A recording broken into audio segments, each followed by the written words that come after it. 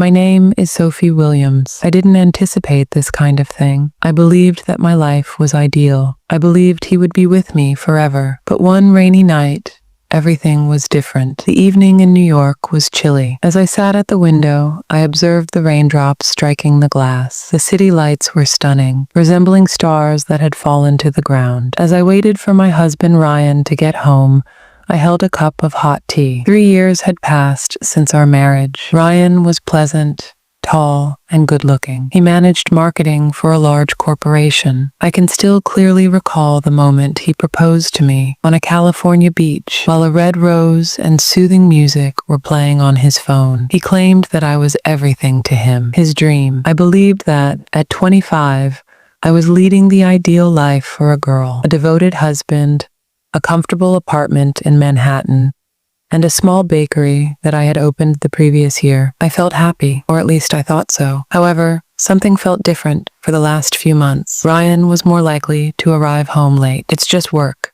he said. As we conversed, he averted his gaze from me. Before going to bed, he stopped kissing my forehead. He no longer touched me the way he used to, and our romantic relationship had changed. His warmth was frigid. "It's simply stress," I told myself, "pressure from work." But there was another whisper in my heart. "Sophie, he is hiding something," it murmured. I waited till midnight that night. It wasn't my perfume that Ryan wore when he entered. His shirt was half-buttoned. His hair was untidy. His smile also appeared forced. He avoided looking at me and muttered, "Sorry, babe.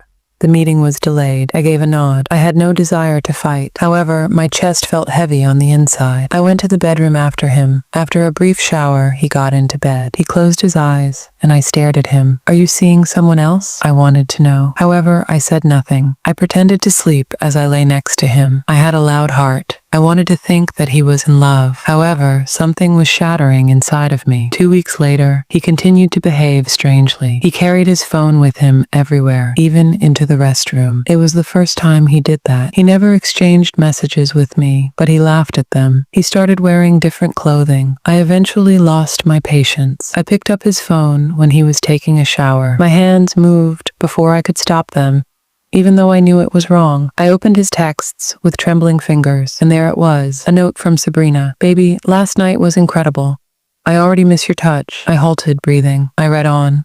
Additional messages, pictures, words. All he said to me, I assumed, was, "Can't wait to see you again. You look so hot in that red dress." My legs were weak. I let the phone drop. I tried to breathe while sitting on the bed and gripping my chest. My face was streaming with tears. My mouth trembled. "Why, Ryan? Why?"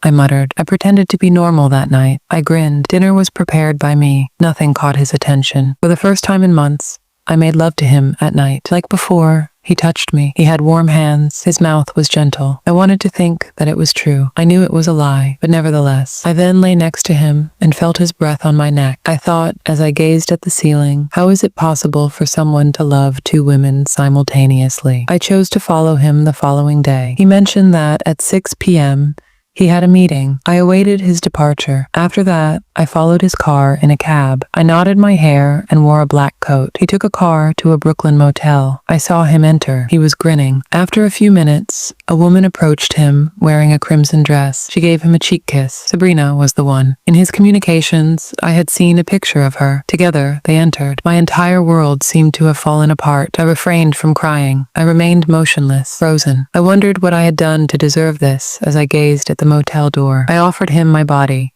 my love, and my trust, and he betrayed me. I waited for him to get home that evening. He entered with flowers in his hands. "For you, sweetheart," he murmured. I grinned as I accepted the flowers. "Thank you," I muttered. I knew, but he didn't know. I cried into the pillow in the bedroom after shutting the door. My entire body trembled. I let out a silent scream. I turned to face the mirror. I had crimson eyes. My mouth was parched. "Am I not enough?" I then questioned. I wrote in my diary the following morning, "I still adore him, even if he cheated on me. What causes hearts to remain where they are most wounded?" I was unsure of my next course of action. Do I have to leave him? Shall I defend him? Or should I act like I'm not in pain and let it consume me? I was confused. One thing was certain, though. My life had changed, and my perception of him would never be the same.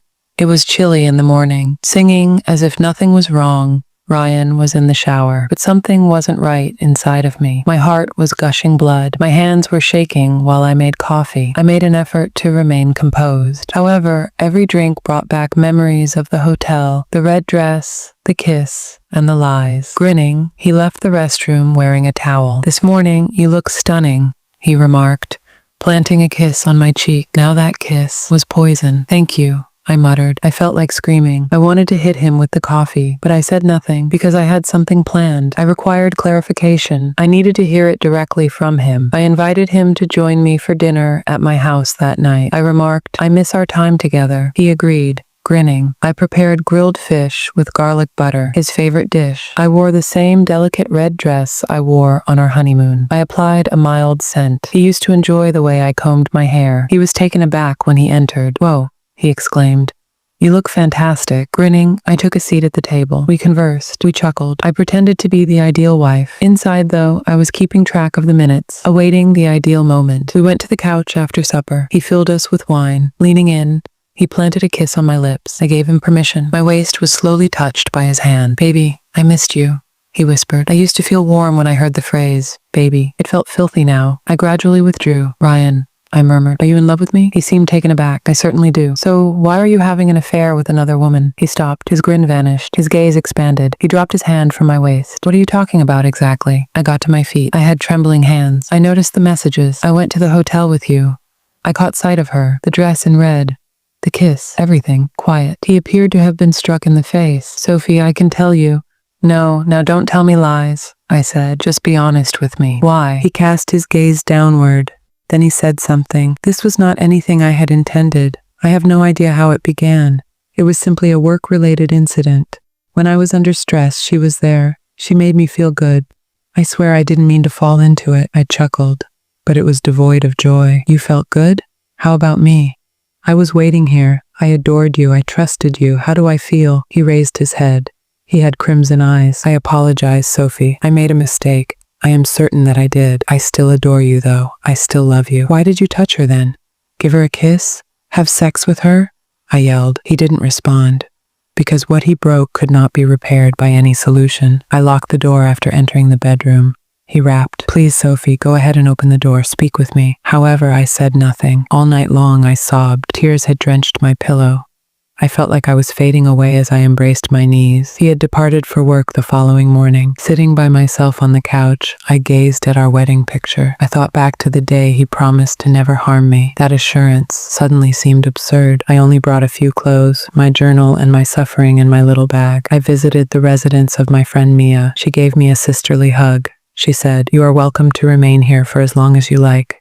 This is not something you deserve." I gave a nod. However, I remained silent. I simply sat by her window and sobbed once again. Days went by. Ryan sent flowers, texted, called, and pleaded. However, I didn't respond. I required time. Time to relax. Time to make a choice. Was love sufficient to make the betrayal forgettable? Would I ever be able to trust him? Mia and I sat on her terrace one evening. "Do you still love him?" she inquired. I gave a nod. "Yes, I do. That is the issue. It hurts how much I love him." She took my hand. "Then consider this. Do you also love yourself?" That question really got to me. I had forgotten who I was, my heart, my value.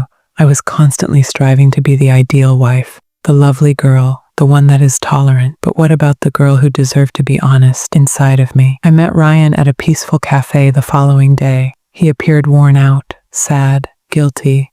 We were seated opposite one another. "I apologize," he repeated. "I understand," I answered. "I wish to make this right. I'll do anything you ask of me, even therapy and being honest." I met his eyes. "Ryan, I still adore you. However, I require time. I must regain my ability to trust. I must rediscover how to love myself." He gave a nod. "I'll hold off. I'll be present." I returned home a month later. We began attending couples counseling. We conversed, wept, fought. It wasn't simple. I detested him some nights. There were evenings when I wanted to hold him forever because I missed him so badly. However, we persisted. He opened up slowly. He shared his anxieties with me, his shortcomings. He was guilty, and gradually, I also began to recover. Once more, we made love, with the truth between us this time. No secrets. The body was only one aspect of it. It had to do with hearts and attempting to reunite. As I write this, Ryan and I are still together today. We're not flawless. However, we are truthful. We continue to quarrel. We are still scarred. However, we're making an effort each and every day, because romance isn't all that love is. It is deciding to stay with someone even after they have broken your heart, but only if they're prepared to work with you to put things right. This is my tale of treachery, of heartache, yet also of power and rediscovering who I am. If you're reading this too, always remember to love yourself first. To see more lovely tales like this one, subscribe to this channel.